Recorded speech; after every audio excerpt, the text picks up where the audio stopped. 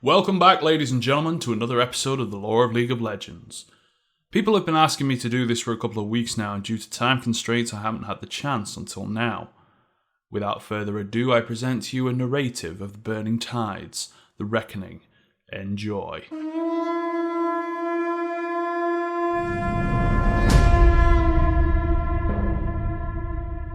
The Rat Town Slaughter Docks. They smell as bad as their name suggests. And yet here I am, hidden in the shadows, breathing the blood and bile stink of butchered sea serpents. I melt deeper into the darkness, pulling the brim of my hat down low over my face as heavily armed members of the Jagged Hooks stalk by. They've got a reputation for savagery, these boys. In a fair fight, they might take me down. But I'm not big on playing fair, and I'm not here to fight. Not this time. So what brings me here to one of the foulest districts in Bilgewater? Money. What else? It was a gamble taking on this job, but the payout is big enough that I couldn't pass it up. And besides, I cased this place to stack the deck in my favour. I don't intend to linger.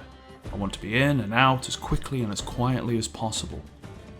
Once the job's done, I aim to collect my payment and be gone before dawn. All goes well, I'll be halfway to Valorant before anyone knows the damn thing's missing.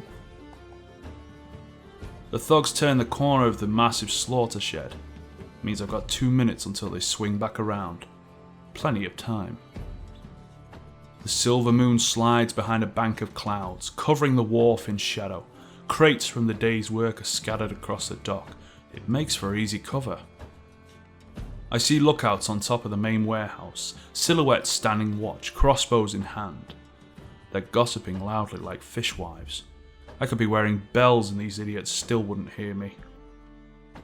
They think no one would be fool enough to come here. A bloated corpse hangs overhead, a warning for all to see. It spins slowly in the midnight breeze, coming off the harbour. It's an ugly sight. A huge hook, the type used to catch devilfish, holds the body aloft. Stepping over the rusted chains lying limp upon the wet stone, I pass between a pair of towering cranes. They used to haul giant sea serpents into the slaughter sheds for butchering. It's those looming factories that are the source of the god's awful stench that permeates everything here. I'm gonna need to buy myself a new set of clothes once this is over. Across the bay, past the chum-churned waters of the slaughter docks, scores of ships lie at anchor, their lanterns swaying gently. One of the vessels draws my eye, a massive, black-sailed war galleon. I know whose ship that is. Everyone in Bilgewater knows. I take a moment to gloat. I'm about to steal from the most powerful man in town. There's always a certain thrill that comes from spitting in Death's eye. As expected, the main warehouse is locked up tighter than a noblewoman's virtue. Guards posted at every entrance, doors locked and barred. For everyone other than me, it would be impossible to break into. I duck into a blind alley opposite the warehouse. It's a dead end, and it's not as dark as I'd have liked. If I'm still here when the patrol comes back, they will see me. And if they get a hold of me, the best I can hope for is a quick death. More likely, I'll be taken to him, and that would be far more painful, drawn-out way to go. The trick, as always, is not to get caught. Then I hear them, the bruisers are returning early. I have seconds at best. I snap a card from my sleeve and weave it through my fingers. It's as natural as breathing. This is the easy part. The rest can't be rushed. I let my mind drift as the card starts to glow. Pressure builds around me. I'm nearly overcome with the promise of everywhere. Half closing my eyes, I focus and picture where I need to be. Then there's the familiar lurch in the guts as I shift. A displacement of air, and I'm outside the warehouse, gone with barely a trace.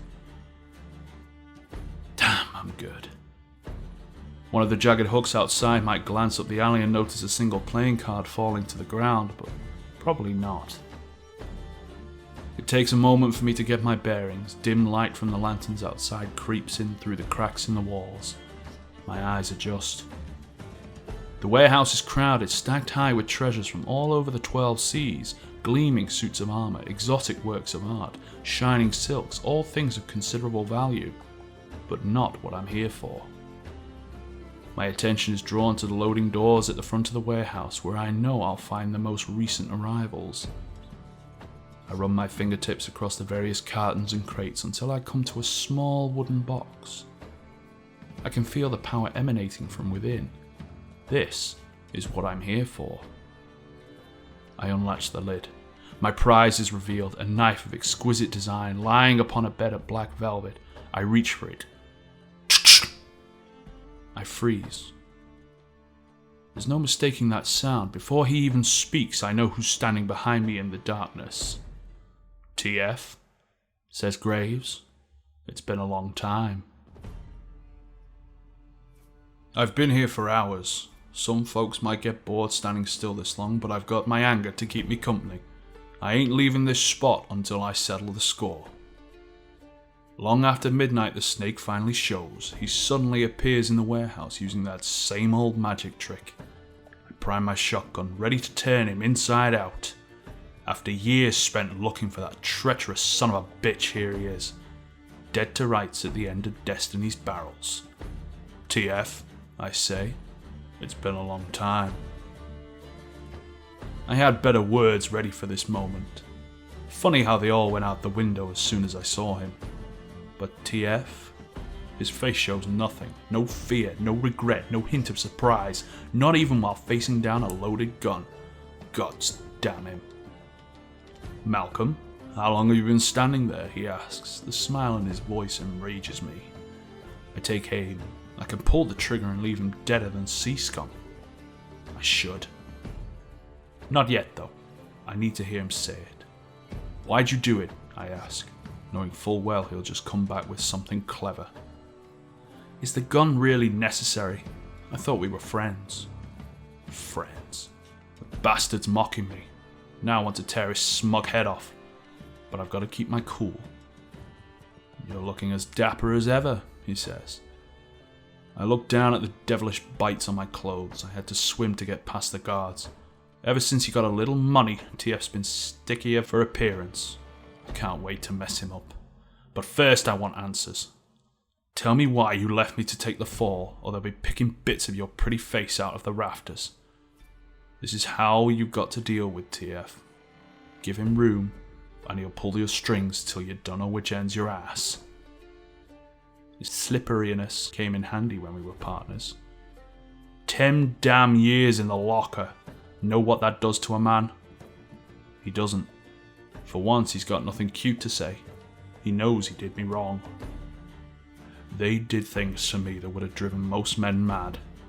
All that kept me from breaking was my anger and thinking about this moment, right here. Then comes the clever reply. Sounds like I kept you alive. Maybe you should thank me. That one gets me. I'm so mad I can barely see. He's trying to goad me. Then, when I'm blind with rage, he'll do his little disappearing act. I take a breath and leave the bait alone. He's surprised I ain't biting. This time, I'm getting answers. How much do they pay you to sell me out? I growl. TF stands there, smiling, just trying to buy some time. Malcolm, I'll be happy to have this conversation with you, but this really isn't a good time or place. Almost too late, I notice the card dancing through his fingers.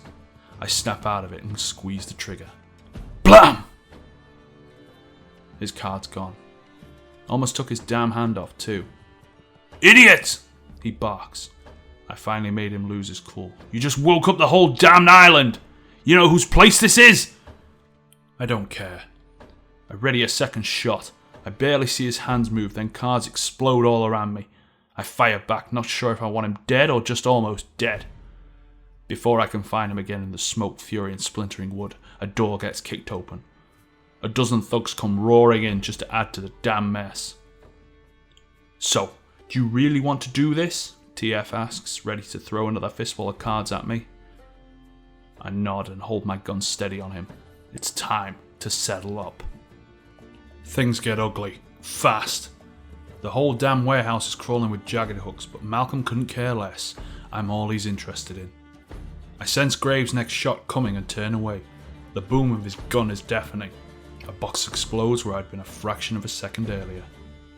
I do believe my old partner is trying to kill me.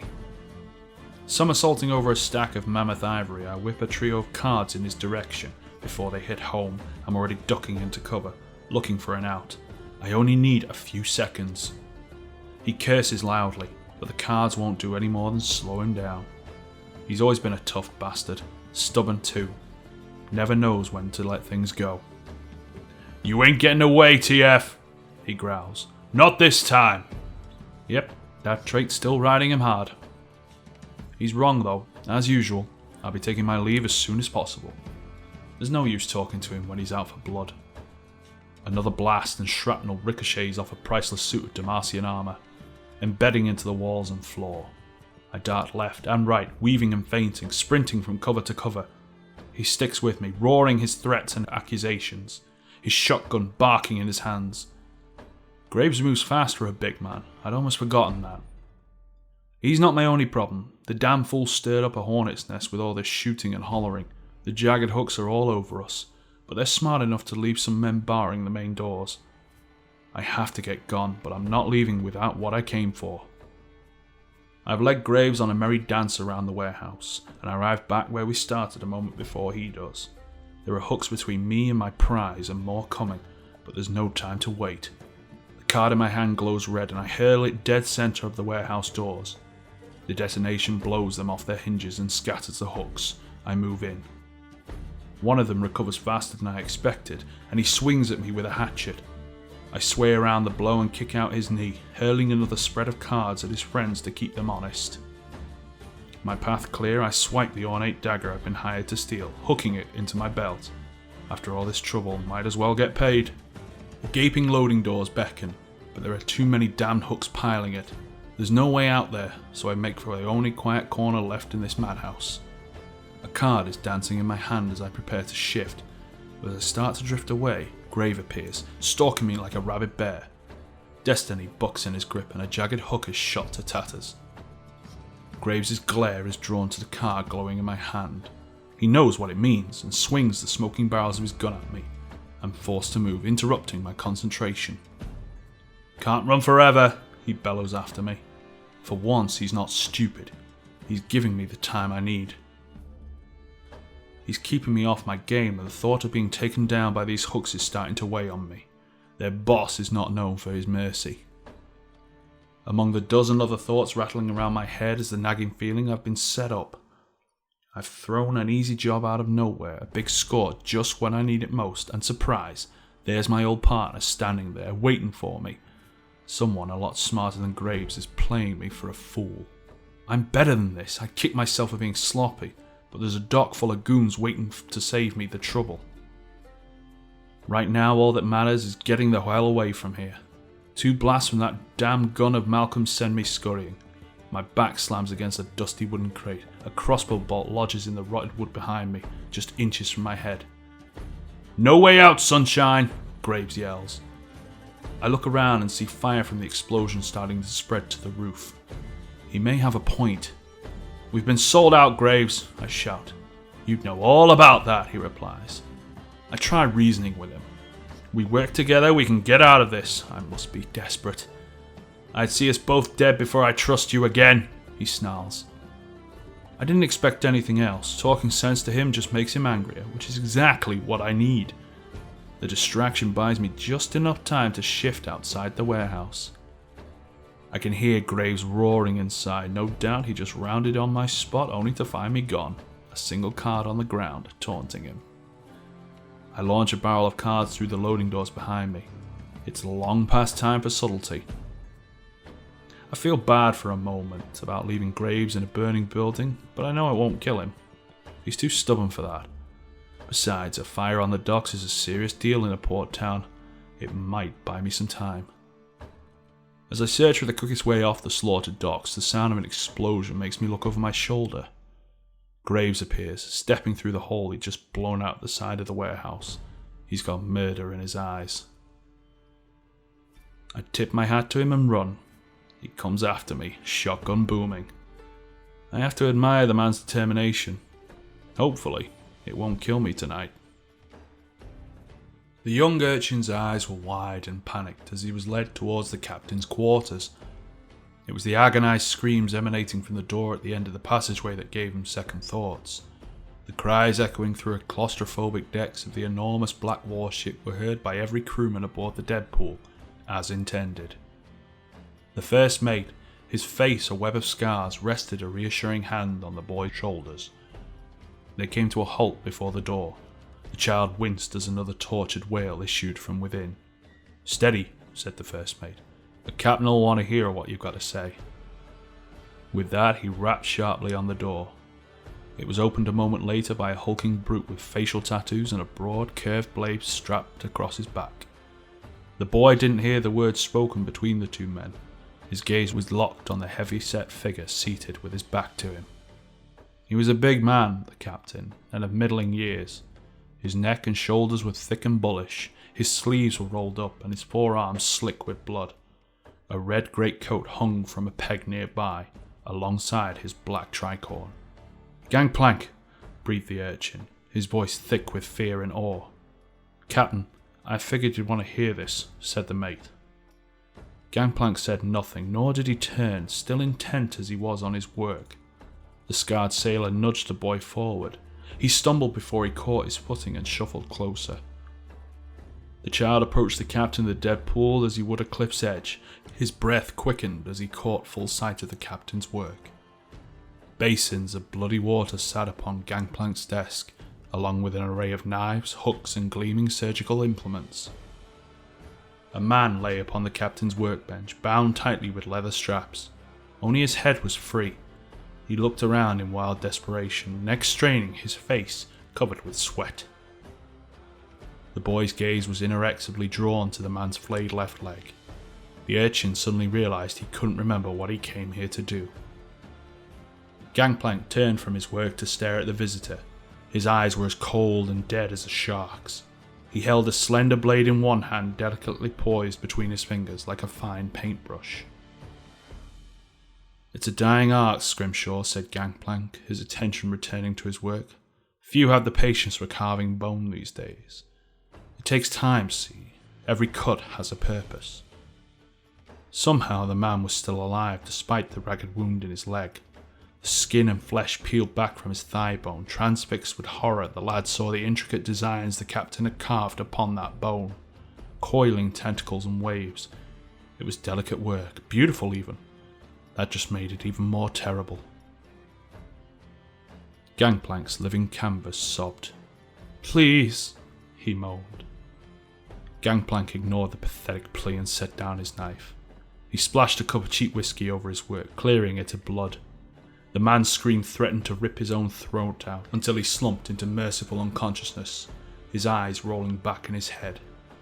Gangplank grunted in disgust. "Remember this, boy," Gangplank said. "Sometimes even those who are loyal forget their place. Sometimes it's necessary to remind them. Real power is all about how people see you. Look weak, even for a moment, and you're done." The child nodded, his face now drained of colour. "Wake him," said Gangplank, gesturing towards the unconscious crewman. "The whole crew needs to hear his song." As the ship's surgeon stepped forward, Gangplank swung his gaze back to the child. "Now," he said, "what did you want to tell me?" A man," said the boy, his words faltering. "A man on the Rat Town docks." "Go on," Gangplank said. He was trying not to be seen by the hooks, but I seen him." "Mm-hmm," Gangplank muttered as he began to lose interest. He turned back to his work. "Keep going, lad," the first mate urged. "He was playing around with some fancy deck of cards. They glowed funny." Gangplank stood up from his chair like a colossus rising from the depths. "Tell me where," he said. The leather belt of his holster creaked in his tightening grip. "By the warehouse, the big one near the sheds." Gangplank's face flushed an angry shade of crimson as he pulled on his greatcoat and claimed his hat from its peg. His eyes glinted red in the lamplight. The child was not alone in taking a wary step back. "Give the boy a silver serpent and a hot meal," the captain ordered to his first mate as he strode purposely toward the cabin door. "And get everyone to the docks. We've got work to do."